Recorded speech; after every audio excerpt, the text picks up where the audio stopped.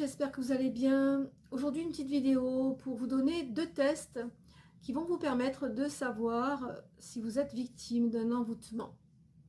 En effet, les envoûtements doivent être vraiment accompagnés d'une analyse vraiment très sérieuse qui permettra de vraiment savoir si vous êtes victime d'une sorcellerie. Alors j'ai fait une vidéo récemment pour vous donner justement ces signes qui peuvent diagnostiquer un envoûtement.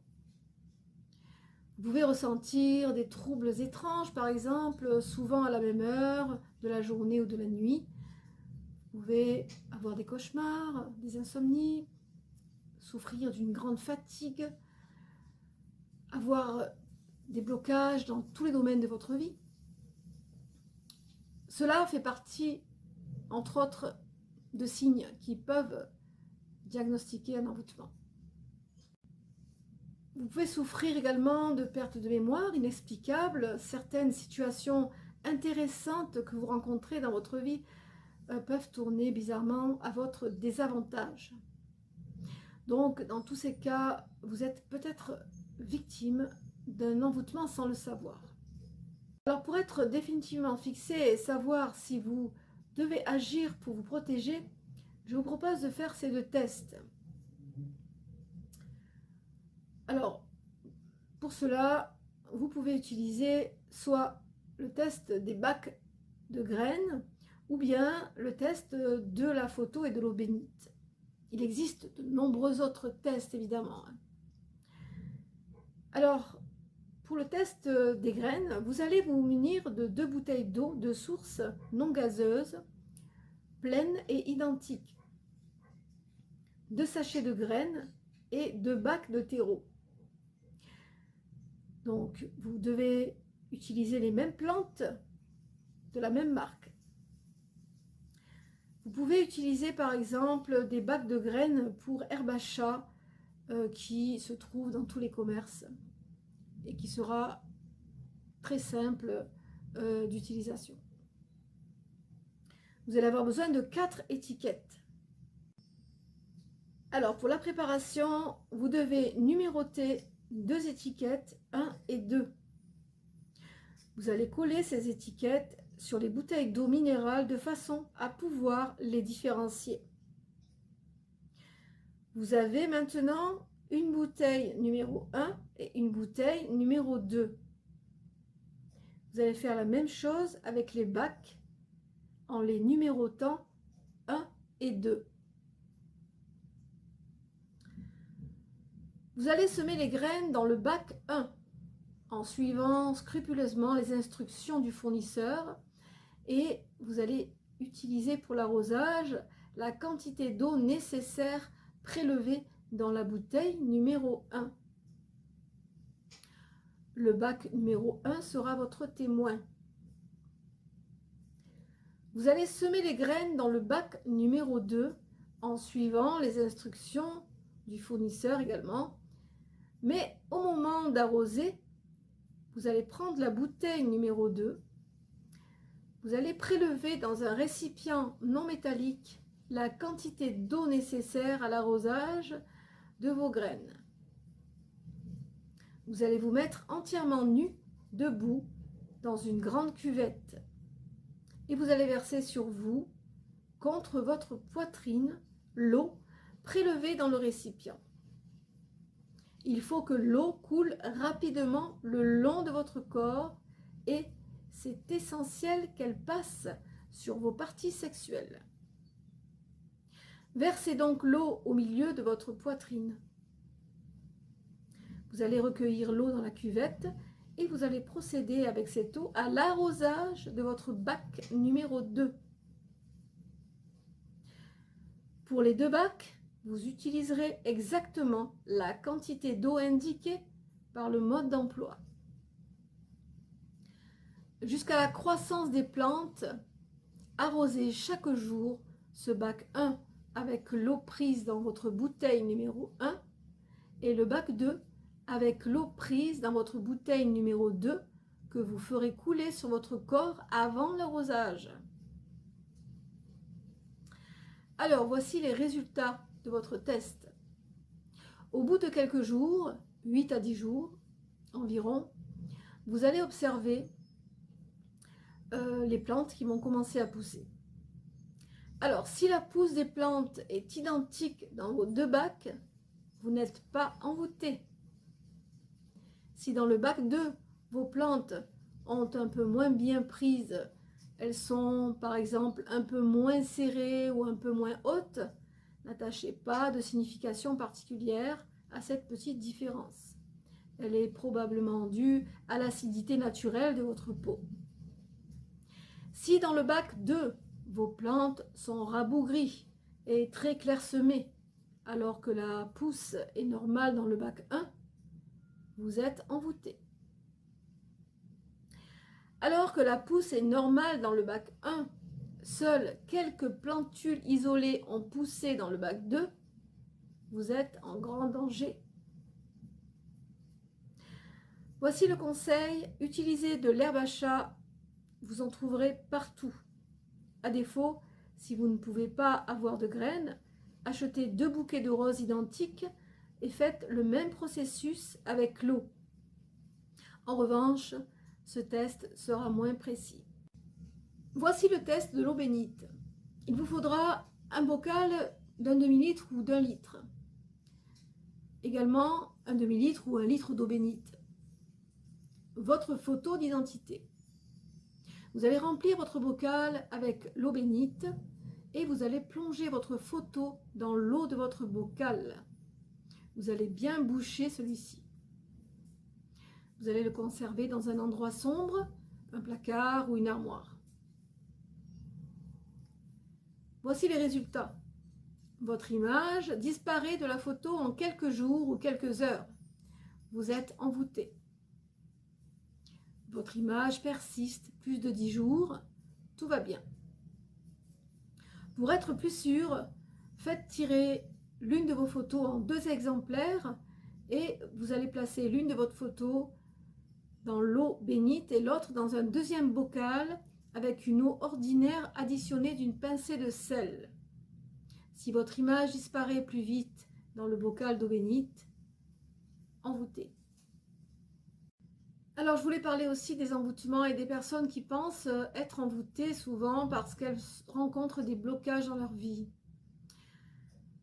Alors, pour vraiment être victime d'une magie douloureuse telle que les envoûtements, vous pouvez avoir beaucoup de blocages dans tous les domaines de votre vie déjà si on a réussi à vous atteindre.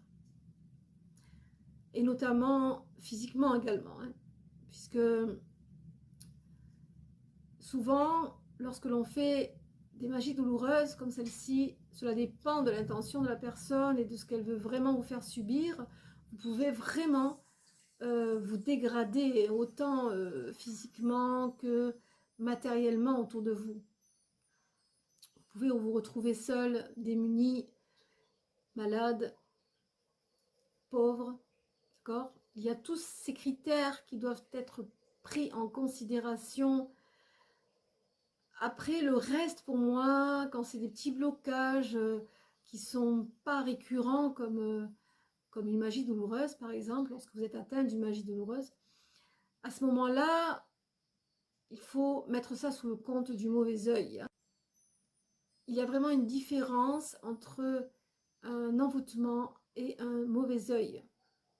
Le mauvais œil, nous l'avons tous, d'accord ? Nous sommes tous exposés au mauvais œil. C'est pour cela qu'il faut souvent faire des protections, des dégagements. Ce n'est pas quelque chose qui est inutile. Croyez-moi que c'est très utile si l'on veut perdurer dans l'abondance, quelle qu'elle soit. Donc, il vous faut quand même faire régulièrement ce genre de test. Après, il existe beaucoup d'autres tests, hein, notamment avec les œufs, notamment avec le sel. Vous avez beaucoup d'autres tests qui peuvent diagnostiquer un envoûtement. Et puis déjà, vous pouvez aussi également ressentir ce genre de blocage qui n'est pas, habituel, disons. Vous avez également des tests que l'on peut faire avec des planches de radiesthésie, avec le pendule. Vous pouvez détecter une vibration anormalement basse. À ce moment-là, vous pouvez conclure qu'il y a effectivement quelque chose qui n'est pas normal et qui demande justement de faire d'autres tests pour confirmation déjà. Et vous pouvez aussi être, quand vous êtes sous l'emprise d'une magie douloureuse, vous êtes dans une fatigue extrême, vous n'avez envie de rien faire, vous faites des cauchemars, vous êtes agressif, vous ne savez pas pourquoi, vous êtes très différent. Et tout ce que vous désirez, vous ne pouvez pas l'obtenir. Il y a toujours des blocages, il y aura toujours quelque chose qui vous empêchera d'obtenir ce que vous désirez. Voilà, donc après, nous avons tous des périodes où nous sommes dans une mauvaise vibration. Donc, si cette période persiste des semaines, voire des mois, à ce moment-là, il faut vraiment s'interroger pour savoir si effectivement il y a eu une magie douloureuse à votre rencontre. C'est quelque chose qui peut vraiment anéantir une personne. Je voulais aussi vous dire que être victime de sorcellerie peut vraiment être très grave et aller jusqu'à la fin de vie d'une personne, d'accord? Ça, c'est quelque chose qu'il faut vraiment comprendre et qui est vraiment réel. On peut tuer une personne en faisant une magie douloureuse contre elle, d'accord? C'est pour cela que je vous conseille, encore une fois, de faire un maximum de protection. Si vous sentez qu'il y a quelque chose qui ne va pas, qu'il y a quelque chose qui n'est pas habituel, si vous avez des doutes sur des personnes autour de vous, n'hésitez pas à faire appel à des professionnels pour savoir si effectivement vous êtes victime d'une magie douloureuse. Après, il y a aussi les extrêmes. Il y a aussi des maladies qui arrivent et qui sont là parce que on est tous sujets, hein, plus ou moins, à avoir des maladies dans notre vie, surtout actuellement, hein, avec tous les virus qui traînent. Il ne faut pas, parce que vous êtes enrhumé, vous avez une grippe, que vous pensez que c'est une magie, une sorcellerie contre vous, d'accord? Après, il y a les extrêmes partout, comme je le dis. Hein. Donc, essayez de vraiment faire la part des choses et de ne pas non plus être dans l'extrémisme, hein, parce que ça je l'entends souvent, hein, il y a des personnes qui sont dans l'extrême et qui pensent que parce que elles ont un manque de chance dans une période, que ça y est, c'est parce que on a engagé sur elles une sorcellerie. Donc pour en revenir au mauvais œil, sachez que nous sommes tous exposés à ce genre de malveillance, puisque le mauvais œil est le résultat de jalousie, d'envie, de mauvaises pensées, puisque les pensées sont créatrices et destructrices. Donc, essayez de faire la part des choses et vraiment d'analyser ce qui bloque et combien de temps ça bloque, d'accord? Essayez de reprogrammer vos pensées, de faire des affirmations positives, de faire des exercices pour savoir si les choses évoluent dans votre sens. Sinon, eh bien, si tous ces éléments sont diagnostiqués en tant que magie douloureuse, vous devez impérativement faire un rituel de décroisement. Pas pour apporter à vous quelque chose, puisque vous ne pouvez pas apporter à vous quelque chose si vous êtes dans une cage, si vous êtes emprisonné par une magie. Donc vous devez absolument décroiser, désenvoûter, retirer toute énergie négative qui vous empêche d'évoluer. Et ensuite, vous pourrez procéder à une protection. Voilà pour cette vidéo qui, j'espère, vous aura fait plaisir, vous aura appris quelque chose. Je vous rappelle que, voilà, donc, il y a encore une énergie qui me dit, ça y est, c'est la fin de la vidéo.